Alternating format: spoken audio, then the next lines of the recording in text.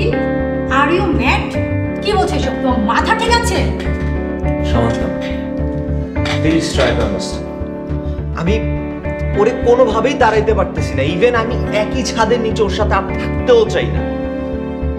আচ্ছা চলো, আমরা দুইজন বিয়ে করে ফেলি। তারপর তোমার বাসায় দ্বিতীয় বউ হয়ে যে ওই মেয়ের সাথে চুলাচুলি করবো? দেখো, এমনিতেও খাদিজাকে নানান রকম চাপের মধ্যে ফেলে ওকে কোণঠাসা করে ফেলেছি আমি। আর তুমি যদি যাও, ও এই প্রেশারে নিতেই পারবে না। ও মানসিকভাবে সম্পূর্ণ ভেঙে যাবে, তারপর ও নিজেরটা নিজেই চলে যাবে। বুঝাইতে পারছি তোমাকে?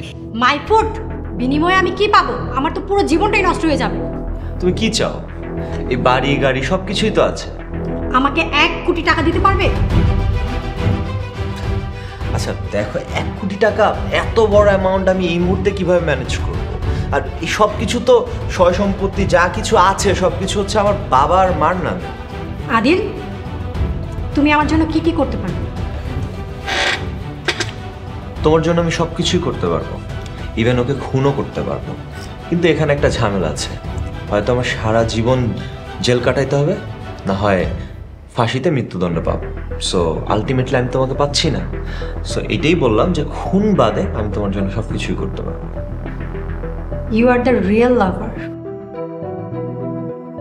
তোমার বাবার প্রপার্টি কিভাবে বিক্রি করতে হয় সে ওয়ে আমি দেখিয়ে দিব, কিন্তু যদি তুমি আমাকে সত্যিই ভালোবাসো। আমি রাজি সামান্তা, তোমার জন্য আমি সবকিছু করতে পারবো। Good boy. তুমি কোনো চিন্তা করো না, খাদিজা এই বাসা থেকে চলে যাওয়ার পর আমি সব টাকা তোমাকে দিয়ে দিব। আমি জাস্ট সাময়িক নিরাপত্তার জন্য টাকাগুলো নিচ্ছি। তোমাকে পাকাপাকিভাবে স্বামী হিসেবে পেয়ে গেলে আমার আর কিচ্ছু লাগবে না। Oh Samantha, you know something, you are so sweet. আচ্ছা এখন বলো, এই প্রপার্টিগুলো, বাবার যে প্রপার্টিগুলো আছে এগুলো এখন আমি কিভাবে সেল করব? আসো বলি, যা যা বলছি মনোযোগ দিয়ে শুনো।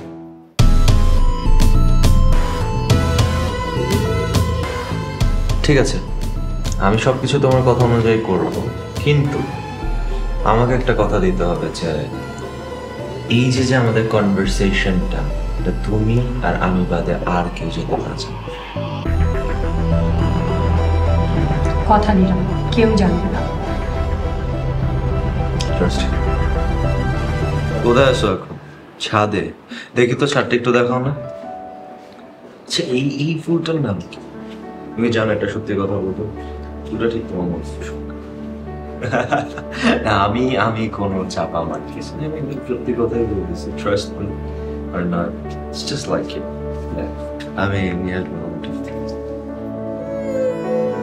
এনিওয়েজ, তারপর বলো, আজকাল আমার অনেক সুন্দর লাগতেছে। হ্যাঁ, you can see, you can tell. Change everything.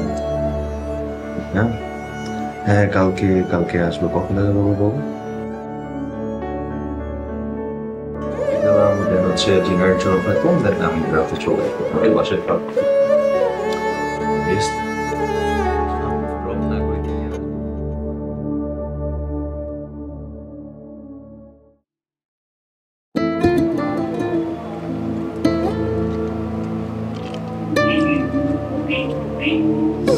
কতক্ষণ লাগবে? যেমন আসতেছে না। আসসালামু আলাইকুম। ওয়ালাইকুম আসসালাম। এই নিন আপনাদের পার, কাজ কমপ্লিট। Thank you. কাজটা করতে অনেক কষ্ট হয়েছে, টাকা পয়সার দিকে একটু দেখবেন। ওইটা নিয়ে আপনার চিন্তা করতে হবে না, জায়গা মতো সময় মতো আপনার টাকা আপনার অ্যাকাউন্টে চলে যাবে। আসে, আসসালামু আলাইকুম।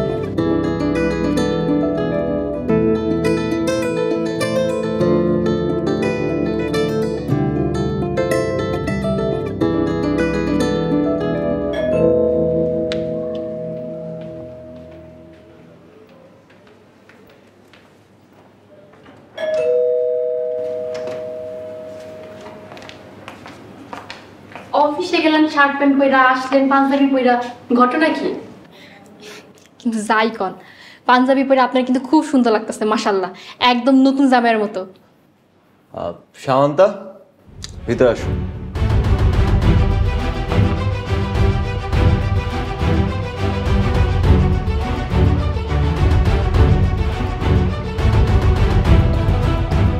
খাদিজা, আজকে বিকালে আমি সামান্তাকে বিয়ে করেছি, আশা করি তুমি ওকে মেনে নেবে। আপনি ওনার বিয়ে করছেন?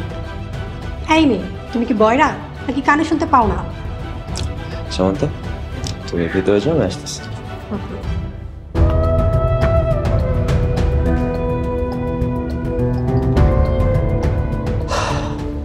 আচ্ছা খাদিজা, ও আমার স্ত্রী, আশা করি তুমি ওকে মেনে নেবে। আর হ্যাঁ, তুমি ওকে মেনে নেও বা না নেও তাতে আমার কোনো যায় আসে না। ইভেন এইটার কারণে তুমি এ বাড়িতে থাকো বা না থাকো তাতেও আমার কোনো যায় আসে না। শুধু একটা অনুরোধ, এটার জন্য যাতে ঘরের মধ্যে কোনো ঝায় ঝামেলা বা অশান্তি না হয়। আর এই মুহূর্তে বাবা মা দেশে নাই, তাদেরকে কোনো কিছু জানানোর কোনো দরকার নাই। এটা তোমার স্বামীর আদেশ। আদিল, কোনো প্রতারক জান্নাতে যাইবো না। তাও আমি আল্লাহর কাছে সবসময় প্রার্থনা করছি আল্লাহ যেন আপনার সব গুনাহ মাফ করে দেয়, কিন্তু আপনি আমার লগে প্রতারণা করলেন। তাও আমি আপনারে মাফ করলাম, কিন্তু আপনি আমার অনেক কষ্ট দিচ্ছেন। আমি অনেক কষ্ট পাইছি, অনেক।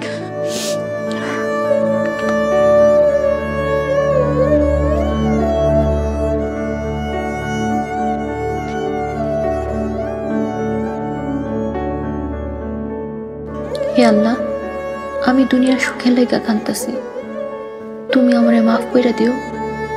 আল্লাহ, তুমি আমার স্বামীরও কোনো শাস্তি দিও না, তুমি তারেও মাফ কইরা দিও। আমার এই চোখের পানি যেন তার জীবনে কোনো কষ্ট পাইয়া না আনে, আমি তোমার কাছে এই অনুগ্রহ প্রার্থনা করি।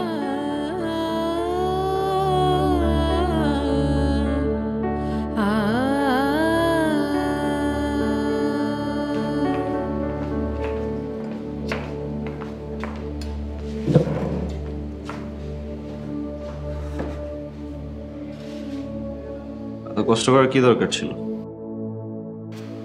বাড়িতে নতুন মানুষ আসছে, তাও তো যেন তেন মানুষ না, আপনার দ্বিতীয় স্ত্রী আর আমার সতীন, তাই একটু আয়োজন করলাম। আশা করি আপনি রাগ করেন নাই। তুমি যে আশা এগুলো করেছো সে সব কিছুই ঘুরে গেল।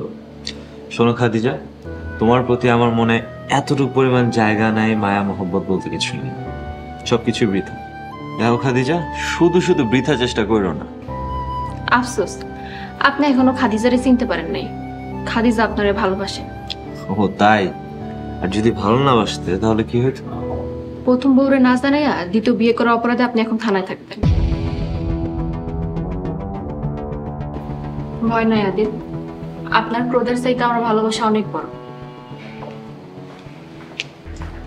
কি ব্যাপার আদিল, তুমি আমাকে রেখে অফিসে চলে যাচ্ছ কেন? ও সামান্তা, আজকের পর থেকে তোমার অফিসে যেতে হবে না, তুমি বাসায় থাকো। নো আদিল, বাসা থাকলে অফিসে সবাই বিষয়টা জেনে যাবে। তাছাড়া আমি অফিসে যেতে চাই, আর একই বাসায় এই মেয়ের সাথে সারাদিন থাকা আমার পক্ষে সম্ভব না। আচ্ছা ঠিক আছে, যেহেতু চাইছো তাহলে চলো, তবে ড্রেসটা একটু চেঞ্জ করে এসো, লাইক 3 পিস টাইপের কিছু। কেমন আদিল, এই ড্রেসের সমস্যা কি? আর তুমি তো এই টাইপের ড্রেসই দেখে আমাকে পছন্দ করেছো। আমি কোনো সাধারণ ঘরের মেয়ে না। এনিওয়েজ, ওয়াও, নাইস অ্যারেঞ্জমেন্ট, আমার খুব ক্ষুধা লাগছে।